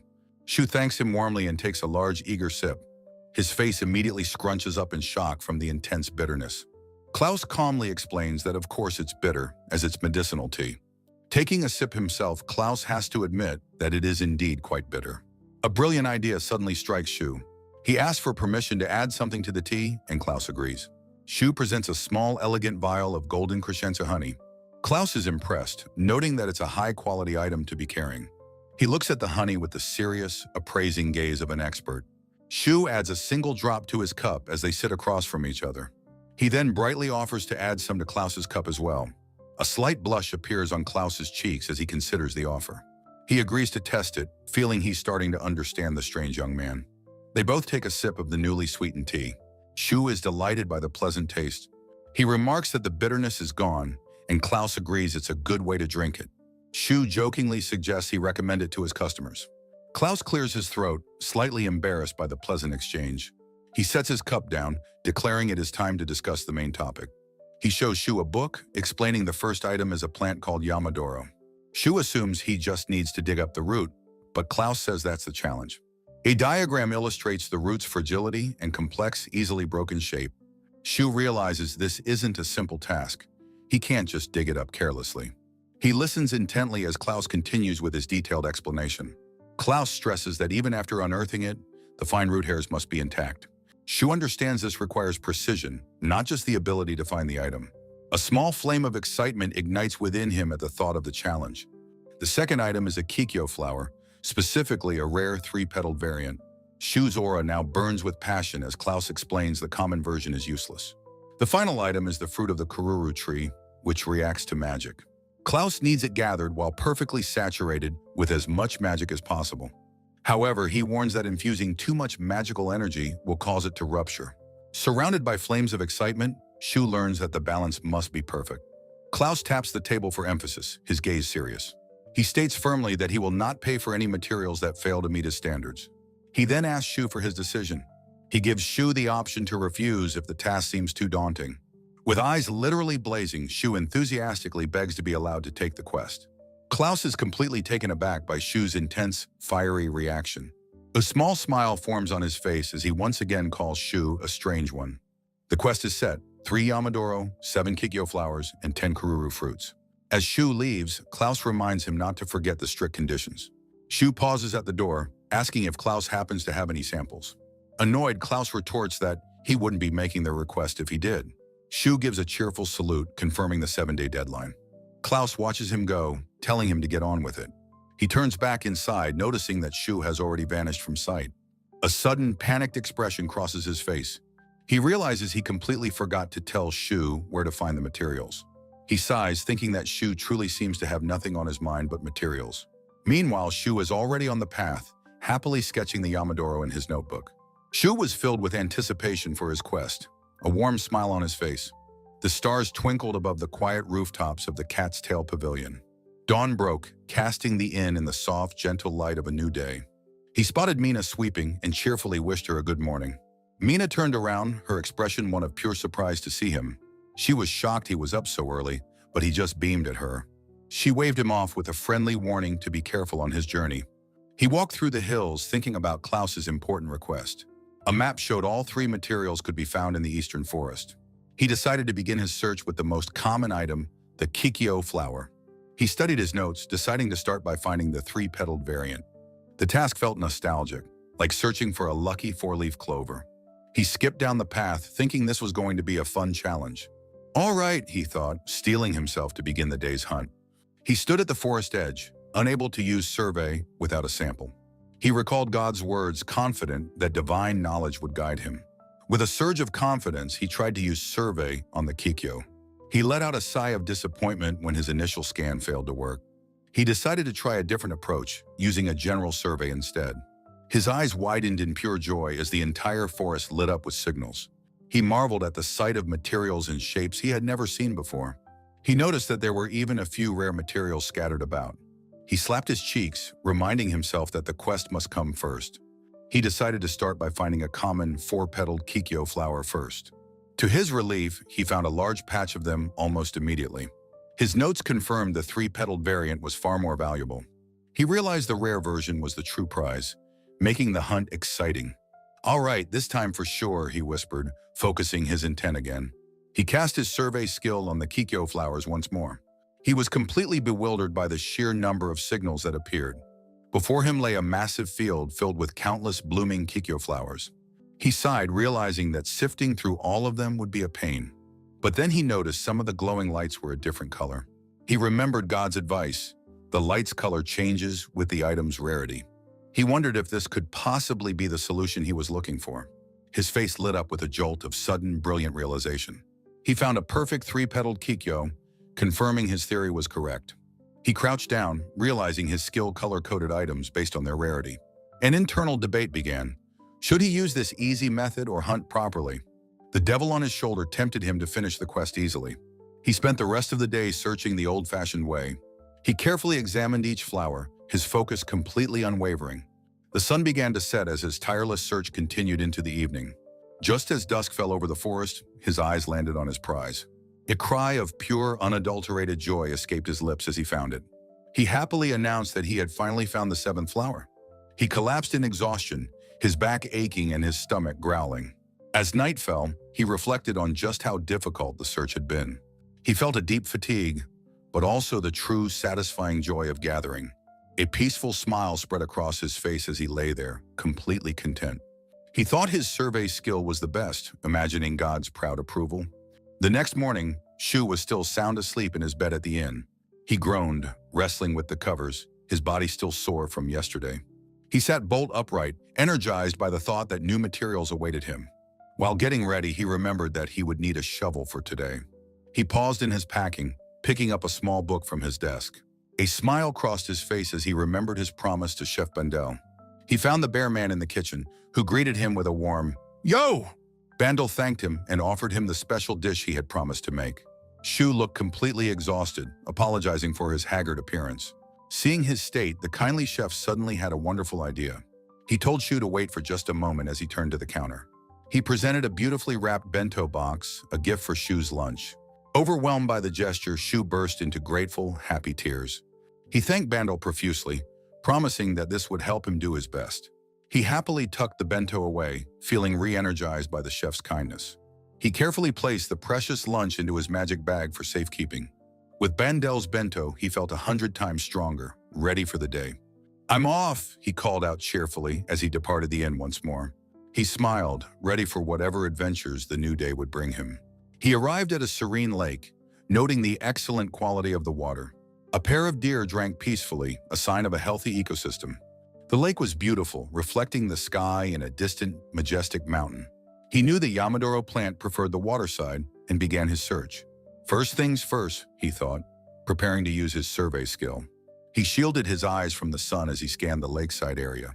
He quickly spotted his target, a patch of distinctive heart-shaped leaves. The heart-shaped leaves grew in a large, healthy-looking cluster. "Ah!" he exclaimed, happy to have found the location so quickly. He declared that now he just had to dig up the precious root below. He plunged his shovel into the earth, beginning the back-breaking work. The ground was tough and rocky, and he struggled with the digging. He grunted, realizing that today's quest was a true test of stamina. He took off his jacket, setting it aside with his bag. Wiping the sweat from his brow, he prepared to continue his hard work. He dug a large hole but was frustrated that the root was still hidden. He wondered if he needed to dig even deeper to find his prize. His shovel hit something hard, and he knew he had made a terrible mistake. "I did it now," he cried out in dismay as he heard the root snap. He wished he had some magic that would allow him to see underground. A brilliant idea suddenly struck him: clairvoyance. He recalled how his survey skill could show him the shapes of materials. He wondered if he could use it to map the root system itself. He decided it was worth a shot and closed his eyes to concentrate. The surface of the calm lake shimmered under the bright sun. A ripple spread out, symbolizing the wave of his magical energy. "Yamadoro, a survey!" he commanded, unleashing his focus power. He let out a gasp of pure astonishment at what he saw in his mind. A perfect, glowing image of the root system appeared before his inner eye. He called his skill his master and prepared to dig with careful precision. He thinks that if all goes well, he can finish the request soon. He glances across the serene lakeside landscape, planning his next move. He remembers Bandel's words, knowing a feast after hard work is special. He confidently casts a water ball spell, creating a sphere of water. With a sigh of relief, he notes his improving control over his magic. His survey skill helped him gather plenty of Yamadoro, but digging is messy. Now that he is all cleaned up, it is finally time for lunch. His eyes widen in delight as he opens the bento box. He sees a thick, fluffy quiche packed with the alkinko mushrooms he gathered. Inhaling the aroma of cheese and mushroom, he thanks Bandel for the meal. He takes his first bite, his expression one of pure culinary bliss. He marvels at the incredible aroma and rich umami flavor of the mushrooms. He wolfs down the quiche, declaring Bandel a genius for the flavor combination. He quickly finishes the entire delicious meal. With a clatter of his utensils, he declares the meal was delicious. Lying back contentedly, he feels completely full and happy after the meal. He relaxes by the water's edge, enjoying the peaceful afternoon breeze. He startles himself awake, realizing he had almost dozed off completely. He remembers there is still one more material left on Klaus's request list. He pumps his fist, determined to find the final item before the day ends. He follows a path that leads into the deeper, darker part of the forest. He notes the dim light, a perfect environment for monsters to appear. He recalls Klaus's instructions about where the elusive Kururu fruit grows. He feels confident, knowing his unique skill will protect him from monsters. He activates his survey skill, focusing specifically on magic stones. The forest lights up with countless sparkling signals, revealing a horde of monsters. Seeing so many monsters, he worries that complete avoidance will be difficult. He spots the signal of a fast-moving, agile creature. Another signal indicates a large and ferocious-looking beast. His eyes then land on a slow-moving, caterpillar-like signal. He decides the slow caterpillar is the easiest to avoid among the threats. His gamer brain warns him to be wary of poison from insect-type monsters. He carefully sneaks through the undergrowth, wary of being spotted. He finally comes face to face with the creature he was tracking. The Kayapi Bill monster is busy munching contentedly on a giant leaf. He shudders, admitting to himself that he really dislikes bugs. He notices the monster is too busy eating to have spotted him. He thinks this is his chance to sneak by undetected. His foot lands on a dry twig, which snaps loudly under his boot. He yelps in panic as the alerted monster spits a stream of silk at him. He quickly ducks behind the safety of a large tree trunk. He realizes the monster is too slow to chase him and will give up. He sighs in relief as the monster turns away, just as he predicted. He eyes the valuable shimmering silk thread, tempted by the potential prize. He decides his life is more important and makes a run for it. After running a safe distance, he stops to catch his breath. Wiping his brow, he feels that this new area is finally safe from monsters. He decides to use his survey skill once more, just to be certain. He gulps as the area lights up with the glow of countless rare materials. He finds it difficult to identify his target among so many similar-looking fruits. He tries to recall the illustration of the kururu fruit from Klaus's book. He decides to test his own eye rather than rely solely on his skill.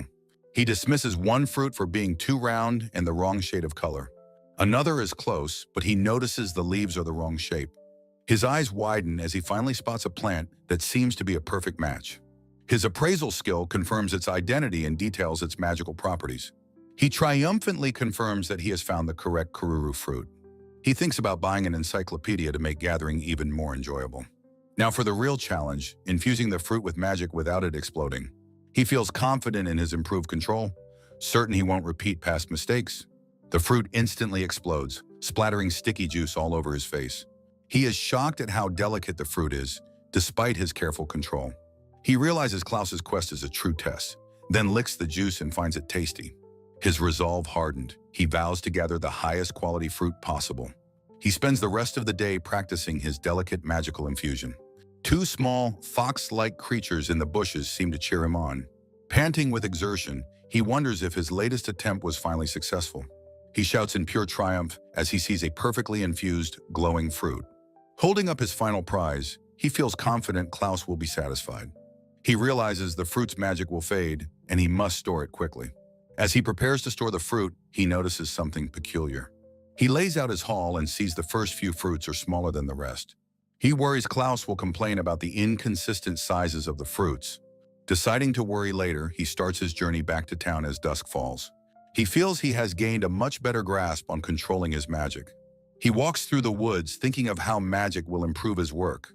He believes his newfound control will make him a much more efficient gatherer. As night falls, he finally arrives back at Klaus's elegant home. He worries that arriving so late might be an inconvenience for Klaus. He notices a warm light glowing from the attached greenhouse. His curiosity piqued, he decides to investigate the light. He wonders if the pharmacist is inside the greenhouse at this late hour. A voice calls his name from among the lush plants of the greenhouse. Klaus asks if he has come so late to ask about the request. Shu smiles brightly, announcing that he has successfully gathered all the materials. He explains that he has come to make his final delivery. Klaus stares at him in utter disbelief, his jaw agape. He grabs Shu, demanding to know how he finished a week-long quest so quickly. Klaus collects himself, pushing his glasses up his nose with a sharp gesture. Still skeptical, the pharmacist demands to see the collected materials. In his study, Klaus says he will inspect the delicate kururu fruits first. He wants to process them before their magic dissipates, but Shu remembers something. Shu cheerfully reassures him that the magic bag prevents any degradation. Klaus stops, his eyes narrowing as he realizes what Shu just revealed.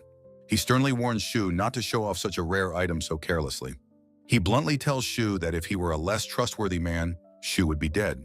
Shu finally understands the immense value and danger his bag represents. He recalls Botan's similar shock, realizing how lucky he was in the small village.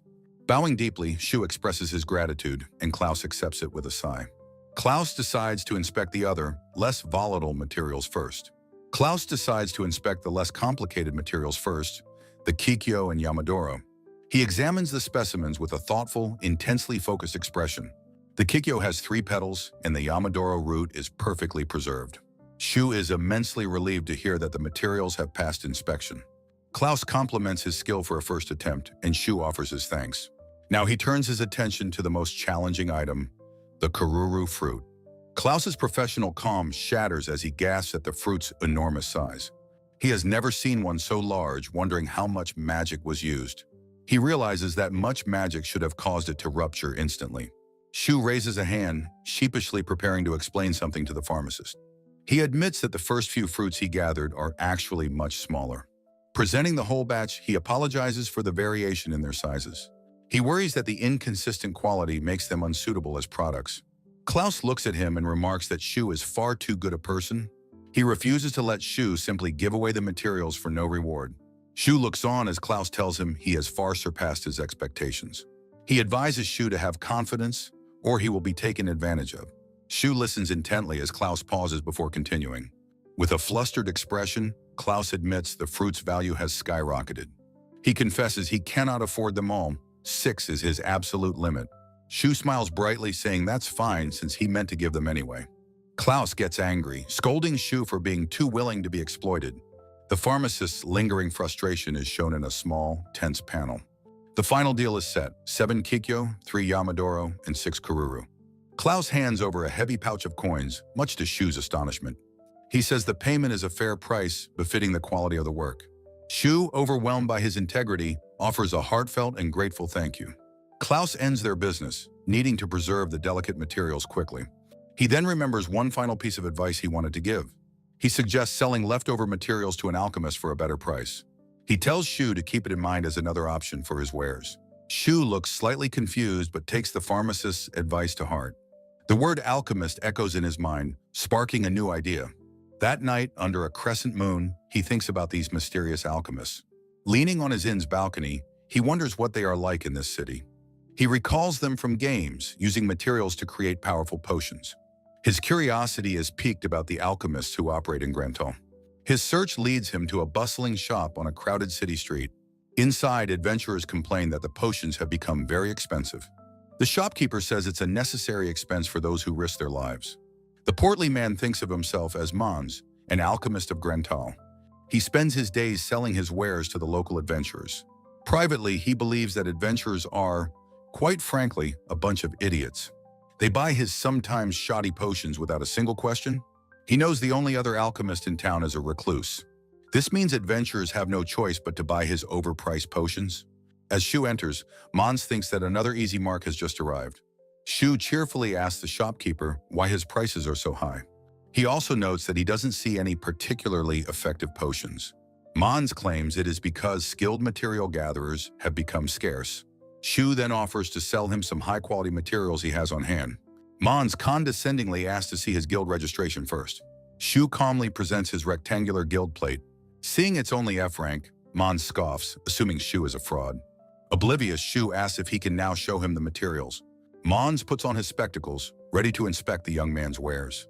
He is utterly shocked by the pristine, perfect quality of the Yamadoro root. He realizes he can make a fortune and becomes determined to acquire it. Shu waits with a happy and expectant smile, awaiting the appraisal. Mons begins his attempt to swindle the young adventurer.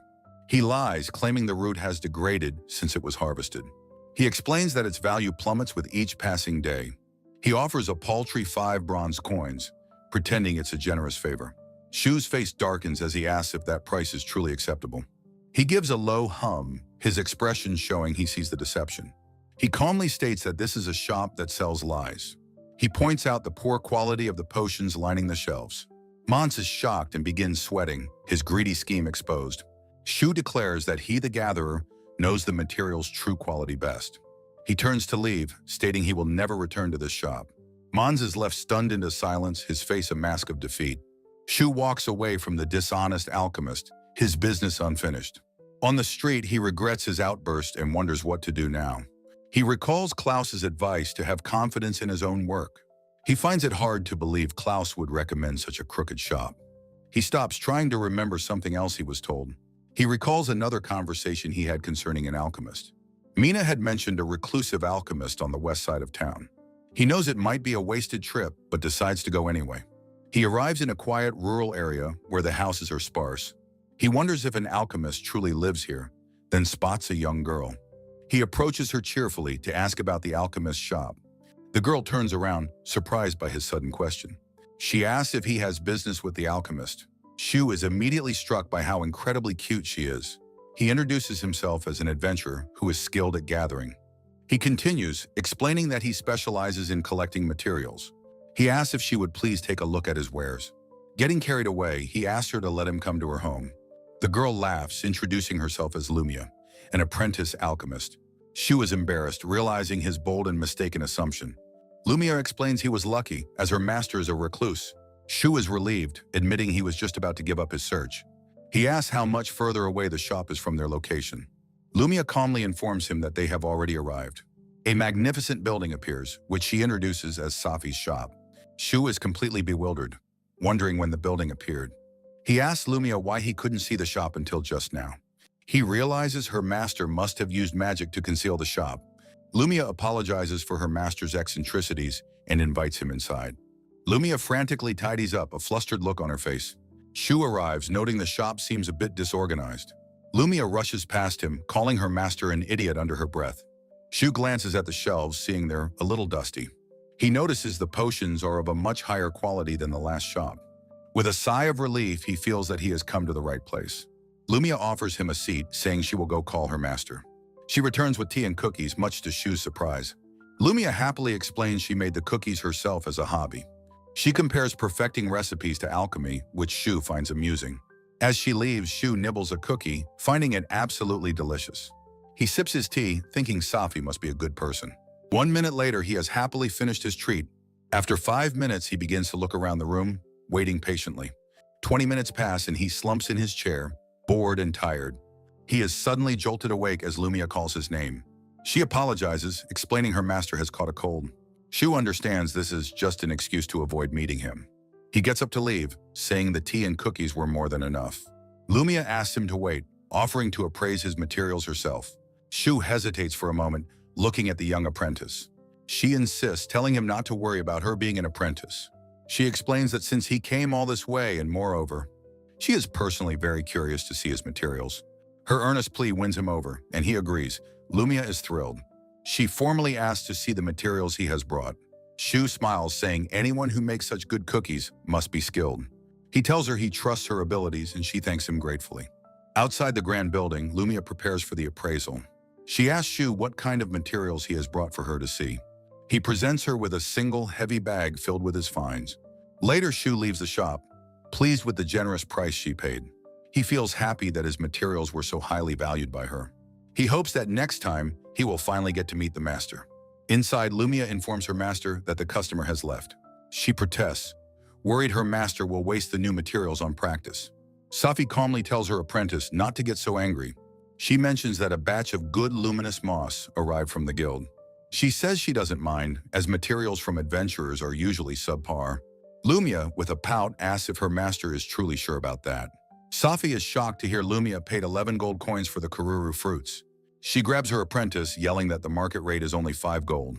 Lumia remains calm, simply telling her master to look at the items. Safi and Lumia stare in wide-eyed shock at the presented materials. Lumia gushes that she's never seen such huge fruits. Safi is speechless. She explains the Yamadoro root was also perfect, a sign of a true professional. Safi, her demeanor now serious, asks for the adventurer's name. Lumia is surprised by her master's sudden, intense interest. She informs her that the skilled adventurer's name is Shu. Safi recalls a guild report for luminous moss from an F rank named Shu. She repeats the name to herself, her eyes narrowed in thought. Shu walks home, happily wondering what he should have for dinner. In a tavern, adventurers complain that direct requests are taking all the work. One man cheerfully brings up the very topic of direct requests. His friend gossips about a skilled adventurer completing quests in record time. The first man grumbles, blaming this person for his recent bad luck. Shu overhears, wondering what kind of amazing high ranker they mean. At the guild, Lapis congratulates Shu on his promotion to E rank. He feels it was a long road, but Lapis notes it's not so simple. She explains that ranking up in only 1 month is an incredible feat. Usually, she says, it takes at least half a year, or even longer. Shu realizes his work for Klaus must have greatly boosted his reputation. Lapis smiles, asking if he would be willing to take on one more request. He is surprised by her serious tone and the gravity of her expression. She explains it is from one of only 4 masterclass alchemists. The request, she says, is from that very person, which is a great honor. She whispers that the guild can't afford to anger such a client. Shu agrees to at least hear the request in person. He finds himself back at the shop, surprised to return so soon. Lumia greets him at the door with a bright, welcoming smile. He stands before the elegant, magically concealed building once more. Lumia thanks him for coming, saying her master is waiting inside. He is finally introduced to the master alchemist, Safi Fulsathanes. Safi coolly announces that she is the one who requested him. Shu is taken aback, stammering a polite, "Nice to meet you." He bows deeply, but Safi tells him to sit, as she hates formalities. With a serious gaze, she says there is something she must ask him. She asks if he recalls delivering luminous moss to the guild recently. Shu is taken by surprise at her very specific question. Safi nods in understanding as Lumia arrives with tea and sweets. She tells him she will now explain the details of the request. She looks at him intently, a slight smile on her lips. She formally asks him to look after her apprentice, Lumia. Lumia is stunned and flustered by her master's strange words. Safi watches their reactions, a knowing look on her face. Lumia can only manage to weakly call out her master's name. Shu is completely baffled by the unbelievable request. He suddenly stands, passionately vowing to make Lumia happy. Safi holds her head in her hands, telling him to wait. Lumia protests, telling her master to stop and Shu not to agree. Safi laughs it off as a joke, amused by Shu's earnest reaction. Shu quietly mutters that he would have been fine if it wasn't a joke. Lumia pleads with her master to stop her ridiculous jokes. Safi calmly tells her apprentice not to get so angry. Shu and Lumia listen, still confused by what is happening. Safi explains she wants him to gather 4 simple, low-rank materials. Shu asks if that is all, but Safi says there is one condition. The condition is that he must take Lumia along with him. Both Shu and Lumia are shocked into silence by the strange request. Their synchronized shouts of disbelief echo from the alchemy shop. Shu is stunned by the proposal to gather materials alongside the apprentice, Lumia. The master alchemist, Safi, watches them with sharp, calculating eyes from across the room. Utterly bewildered by the strange request, Shu asks what exactly she means by it. With a graceful gesture, Safi begins her explanation about the National Alchemist exam. The exam involves written tests, compounding, and a practical field test for gathering materials. Safi explains that Lumia, while knowledgeable, lacks crucial real-world gathering experience. And so Safi formally asks Shu to act as Lumia's field guide for the test. Shu protests, questioning why Safi, a masterclass alchemist, wouldn't teach her herself. Safi admits she isn't very active, preferring to gain knowledge from within her room. Before Shu can argue further, Lumia's voice cuts through his protest. Lumia explains that seeing his perfectly gathered materials was a moment of profound inspiration. She passionately pleads with him to let her witness his gathering process firsthand. Moved by her earnest plea, Shu finds himself at a loss for words. Safi coolly seals the deal, promising a generous reward for his cooperation. Shu takes a quiet moment to consider the unusual but heartfelt request. Upon hearing his agreement, Lumia's face breaks into a radiant, joyful smile. Shu smiles and tells Lumia they should do their best together, which she happily accepts. However, a new and practical concern suddenly dawns on Shu as he turns back. He voices his worry that as a low-rank adventurer, he can't guarantee her safety. Lumia steps forward confidently, reassuring him that everything will be perfectly fine. She proudly lists her skills in swordsmanship and archery, promising not to be a burden. Shu is shocked, realizing that the gentle apprentice might actually be stronger than him. Safi adds that the requested materials are in safe areas, so danger is unlikely. She praises Shu's skill in avoiding unnecessary combat, a valuable trait for an adventurer. With a sly smile, Safi instructs them to begin their expedition the next morning. Lumia expresses her excitement, and both she and Shu agree to the terms. That evening, preparations for the journey begin under the fading light. In his room, Shu carefully packs supplies, including extra potions for his new partner. He reflects on his past, realizing this is the first time he's ever worked in a party. The prospect of forming his first party fills him with a strange sense of excitement. He remembers his old gaming days, teaming up with others to hunt for materials. The memory of shared accomplishment brings a contented smile to his face. He quickly shakes off the nostalgia, reminding himself to stay focused on the mission. He resolves to take the task seriously, knowing Safi has placed her trust in him. The next morning, a fully equipped Lumia greets him with a bright, cheerful smile. Shu returns the greeting, slightly taken aback by her transformation into a warrior. He comments on her different aura, but she thinks her gear is quite standard. Lumia notes that he is dressed as usual, causing him to become flustered. He clears his throat, preparing to defend his unorthodox choice of attire. He proudly declares that comfortable clothes are his policy for gathering, impressing Lumia. Still, he can't help but feel that he looks much weaker standing next to her. Pushing aside his insecurities, he clenches his fist with renewed determination. Shu points the way, and together they set off towards the eastern forest.